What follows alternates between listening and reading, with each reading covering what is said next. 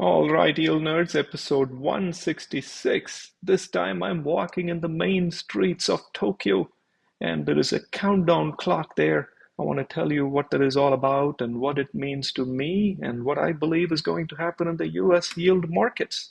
We're up to 169 subscribers. I have a playlist on municipal bonds specifically, but if you are interested in a full narrative of the show, please look at the Income Investing Roadmap that organizes the show in a chronological manner. There are a couple of other playlists as well. Most importantly, do not trust me, do your own homework. Well, four parts to today as I stroll through Japan, market temperature, and more about the yield bear. I'll share my narrative of the Japan story and how I'm positioning based on that. And I will share my holdings as well, some very new and interesting things that I'm doing. Well, my entire portfolio doesn't really blink, you know that. And my equity portfolio goes up and down, but in generally it goes above the NASDAQ. And I'll tell you what I'm doing in my equity portfolio as well. And one of our listeners, Jackson SoundCloud, thank you for the query on pharma stocks, and I'll share what I'm doing there. Well, I am inching along. I am adding equities and I'm following a certain strategy. I'm up to almost 1.6%. I'll share what I'm doing there in a second. But first, the topic of today's conversation, the story about Japan and it raining money in Japan as the Japanese citizens have to hold umbrellas to prevent money hitting them on their face. Before I continue any further, I want to remind you I'm not a wealth management advisor. This is not investment advice, and I'm not secretly pitching any product, and I don't do politics either. Well, Prime Minister Ishiba said, hey, our situation is as bad, if not worse, than that of Greece before their bankruptcy. And that is a harsh statement for a prime minister to make about their own country. This is the Japanese daily newspaper that said, hey, he's creating a bigger crisis by saying it. And so I did some research on Japan and I'm sharing my version. Please make sure you do your own homework. Japan, turns out, was one of the first developed nations to try quantitative easing. What does quantitative easing means? It means printing more money and putting it into the market. And YCC is short for yield curve control. And we'll talk about what that is as well. So effectively, the government increases money supply and gives it to the banks as a way of encouraging lending and as a way of stimulating the economy. Japan did a lot of that starting in the 80s. They also did something called yield curve control. Well, when your country's debt goes up relative to the GDP, you risk the long-term yields going higher because people are saying, hey, you're taking on a lot of debt. I don't know if I want to trust you with my money for a long duration. And so what can a country do to tamp down the yield on the long term? Because it's an auction, the country can pretend to be a buyer. And the country says, I'm issuing the debt, but I'm also going to print more money to buy my own debt and pay interest to myself based on printing more money. It's kind of almost a gimmick. I'm sorry for putting it that way. Yield curve control is the voluntary tinkering with the yield curve by the government printing money to buy its own debt and paying itself back with more money. And Japan did a lot of that. Well, when you do that, your debt goes up tremendously compared to your GDP. And if your GDP somehow grew very fast, then life is good. If your GDP does not grow fast, and unfortunately for Japan, China was the next love for the Western community. A lot of investment went to China. Japan did not get as much love. So the Japanese GDP did not grow as fast. The Chinese GDP grew, and they started issuing a lot of debt in Japan. So the denominator, the GDP did not grow. The numerator, the debt, grew very fast, which made the ratio worse. And so in the developed nations, Japan had an exorbitant debt to equity ratio. And this is even in 2017. It's much worse in 2025. So here is a simple chart. This leads up to 2020. And you look at 2025, it gets even worse.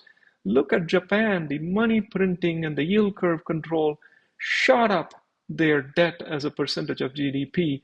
And, I don't know what that blue line is. Hold on a second. Oh, that's the United States. But hey, we're among friends. Ignore the blue line. That's what I'm told. There is no similarity here between the red and the blue line. But anyway, Japan's situation got really worse because they were doing yield curve control and they were doing quantitative easing. And as you start looking at how do I get out of this? The only way to get out of it, if you're Japan, is to stimulate the economy tremendously and somehow decrease the debt load. And it's a hard thing to do in both directions. And as you can see, among developed nations, Japan is far worse than anybody else. And the US is third in line on this, and Italy is in between those two. And this is as of 2023. So what did Japan do? Japan said there is no way we can pay off this debt with a high interest rate. By high, they mean 0.9%. So they drove that interest rate down to near zero and then into negative territory. And they would buy their own debt. Bank of Japan owns 20% of Japan's debt. They make their insurers buy their own debt. Their government buys their own debt. As you can see, Japanese debt is bought by Japanese people, but it doesn't pay a lot. And so it creates this situation where if you want yield, you can't count on your own nation, which is going under debt. And the situation is getting worse because the debt is increasing, GDP is not. So what can a Japanese person do if they want more yield? What can the nation of Japan do if it wants more yield to pay back its own debt? Well, surprise, surprise, Japan buys US treasuries. With China dumping a lot of their treasuries, Japan is now by far, this is 2023, 2025 is even more graphic to see. Japan owns much, much more in American treasuries than any other country because American treasuries used to pay 5.5%. Japanese debt pays 0.3%, sometimes zero. So Japan would say, let me buy your treasuries, take the interest, pay off my own debt. They were doing this, Mickey Mouse. So on their own balance sheet are a large number of US treasuries. Well, what's happening to the US Treasury market? A whopping 9 trillion. 9 trillion of US treasuries are going to mature in 2025. The US GDP, mind you, is 30 trillion. So it's almost as though a third of the country's production is coming in the form of debt, and it needs to be serviced at an interest rate that's at a pretty high number. So it's kind of a stomach churning reality when you look at it that way. And that is why there could be a yield storm. What do we mean by that? The US tries to issue that 9 trillion in debt across various durations. Japan says, wait, we are going into a currency crisis. We need to pay off our own debt. Guess what we're going to do? We're going to sell what we have. We have more than 1 trillion in debt that we have here, American treasuries. So we are going to sell some American treasuries to take the money and pay off some of our own debt. All of a sudden, almost 35-40% of the GDP of the US is now being issued in new debt. Someone has to buy that. That really means there is a huge supply of debt coming in. What about demand? If Japan is not buying, China is not buying, somebody needs to buy American debt. The American investor, individual investor can step in, but there isn't 10 trillion of demand. So where does this go? Economics says if the government pays a higher and higher yield, by that we mean if the discount is lower, then people will eventually say, okay, I'll buy your debt. Now, what are the desperate actions that a country can take? Because they have to issue 9 trillion plus whatever Japan sells, it has to be refinanced. Well, this is going to sound like a terrible story. The American government can do yield curve control. We did that after the great financial crisis, and so we could resort to doing it again. We could drop interest rates, not because we're trying to stimulate the economy, but because it just costs too much to refinance the debt that is coming due. Or we could print more money and give it to banks. Hey, have you heard about all these three happening anywhere, some country? I don't know. Maybe you have, maybe you have not. That is what is creating panic in the bond market. So what does it mean? And what am I doing about it? Let me tell you. I have my own thesis. If Japan can hobble along for year after year, going from 169% to 200% to 250%, the US, unfortunately, whether we want it or not, will probably have to hobble along with a higher debt to GDP ratio. There will be a yield crisis. People will say, oh my God, the new bill passed and it adds 3 trillion to debt, and we're all afraid there's already 9 trillion that is coming in. And so there is a possibility that long-term yields will rise. The US obviously will survive. It's a stronger nation. Having said that, there will be some turbulence. What do I mean by that? Long-term yields may go up sharply for a very short duration, and that is the opportunity I want to be prepared for. So what am I doing? In the meanwhile, because I've been wrong before, so I'm hedging. On the one hand, I'm buying munis. I'll show you some of what I'm buying. Those munis aren't tied to the US dollar. Do you really think the local bus station, which is financed by a municipal bond, cares whether the US dollar is X or Y? Not really. Some municipalities that have surplus cash keep the cash from the muni bonds in US treasuries. So there is some possibility those treasuries decrease in value, but in reality, there is a risk. I don't want to minimize it. Muni bonds generally don't have that problem.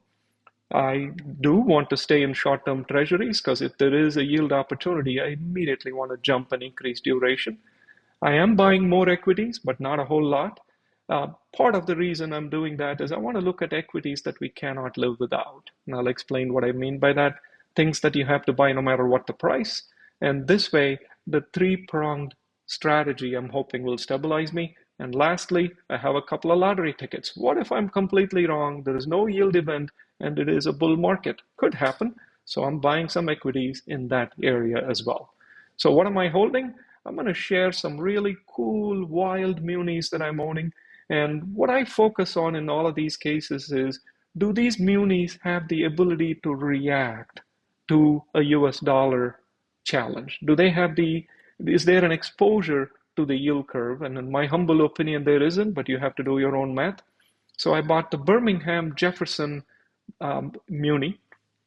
The QSIP is right there. This is financing a convention center in Birmingham, Alabama, but they tell you that there are 6 taxes that they will levy to make everything whole. So if you would please go drink in Birmingham, Alabama, and stay in a hotel, I would greatly appreciate it because that tax will pay my coupon. And I thought the security for that bond was pretty solid. They should be able to raise money somewhere. There is another bond in Charlotte, North Carolina. This is to build a transportation center and a bus depot. And the security for that is this beautiful plot of land in downtown Charlotte. They said, you know what? We'll pay you your coupon. If we don't, you can take that bus depot. And I've always wanted to own a bus depot. Thank you, Charlotte. And the other one is also Charlotte, except it's the drinking water and sewer muni. And the city puts its full faith, and they say that we will levy as much as we need to on water meter charges and sewer charges until we pay you. I kind of like that. Another one I bought is Indianapolis. The Indianapolis airport is being renovated. And the coffee costs $9 at the airport. If you ever wondered why, it is to pay muni bonds like this. Thank you, Indianapolis. I bought that. I really like the bond security there. Another one is Las Vegas, Nevada, is building a new stadium for concerts. And they said, we'll tax all the stay and all the gambling revenue until we pay you back. And, that's a good deal. They're not taxing. Sometimes what happens in bond security is you only make money if people show up to see a concert at that stadium. That's a little bit risky for me. But if Las Vegas says we'll tax every concert and every hotel and every casino to pay for this one convention, I like that deal. Last but not the least, I bought Lexington County, and this is a school district, except they say we will levy property taxes until we pay off your bond. These are examples of the kind of munis I like to buy. And you can see, you can see that I'm still at 98 something percent fixed income, but the distribution is changing. 70% treasuries, 10% agency bonds. And, I do have some duds in corporates from the COVID years that I'm just letting mature, but I'm now close to 7% investment grade muni bonds and I'm catching up. In terms of maturity, I keep about 5% pre-tax, which really is a very healthy number in the sense that I can beat the treasury in any part of the curve. In the long end, I keep 5% pre-tax again in the 1 to 3 years. And my lowest yield is actually short-term treasuries. But the reason I still stay there to a significant level is I'm waiting for a yield event, at which point I will sell treasuries and extend duration or go to equities if there is an equity crash. There was a question by one of the listeners about how I pick pharma stocks. Jackson, thank you for the question. Here is the filter I use. I essentially look for companies that show extremely high revenue growth and don't have a lot of debt. And then I research each and every one of those companies. I'll show you some of the winners that came from here. There is a second one that I use, and these are all contrarian picks, even though I'm expecting a yield event. I also invest in equities only because, if I'm wrong in the yield event, I want to make sure I'm positioning on the equity side. Here, what I'm looking for is what is the price appreciation of the equity and how does it compare with the revenue growth of the equity? So if revenue grows by 10%, but the price is only appreciated by 2%, I'm interested in that. As long as they don't have debt and they have good profit and the PE ratio is good. So I use additional criteria. So using these two filters in conjunction, I picked several stocks that when the earnings came out this earnings season have paid me off very nicely. Delcat is a rare disease pharma company. Comfort Systems does heating and cooling. Gold mines. Pinterest was at a 5-year low. Watts Water, you're not going to turn off your water meter. And then, companies like this, coconut water, people who drink coconut water are going to keep drinking it no matter what. Another rare disease pharmaceutical company, and Coca-Cola and gold mines and Procter and Gamble and toothpaste. These are all things you're not going to get rid of because the price is 10 cents higher, and that is why I go there. I make my own decisions. Please make sure you make your own, and thank you for watching Yield Nerd.